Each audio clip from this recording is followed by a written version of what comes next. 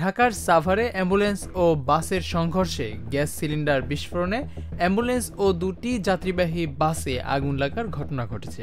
এ ঘটনায় অ্যাম্বুলেন্সে থাকা 4 জনই পুড়ে মারা যান। তবে তাৎক্ষণিকভাবে নিহত ব্যক্তিদের নাম পরিচয় জানা যায়নি। বুধবার 8 জানুয়ারি দিবাগত রাত 2টার দিকে ঢাকা আরিচা মহাসড়কে পুলিশ টাউন এলাকায় এ ঘটনা ঘটে।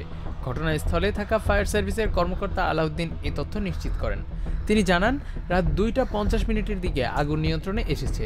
তবে এই ঘটনায় অ্যাম্বুলেন্সে থাকা 4 জন অগ্নিদগ্ধ হয়ে মারা গেছেন। তাদের মরদেহ উদ্ধার করে পুলিশের কাছে হস্তান্তর করা হয়েছে। তিনি আরও জানান, বাসের যাত্রীরা বাস থেকে নেমে যান। আহত 7 জনকে হাসপাতালে পাঠানো হয়েছে। তাছাড়াও আহত অনেককেই স্থানীয়রাই হাসপাতালে পৌঁছে দেন। জানা যায়, ঢাকা আরিচা মহাসড়কের ঢাকামুখী লেনে অ্যাম্বুলেন্সের সঙ্গে বাসের সংঘর্ষ হয়। এতে অ্যাম্বুলেন্সের গ্যাস সিলিন্ডার বিস্ফোরণ হয়ে বাসে আগুন লাগে। পরে ওই আগুন লাগা বাসের পেছনে থাকা আরও একটি বাসে আগুন ছড়িয়ে পড়ে। জুবাইর জারির, 7TV।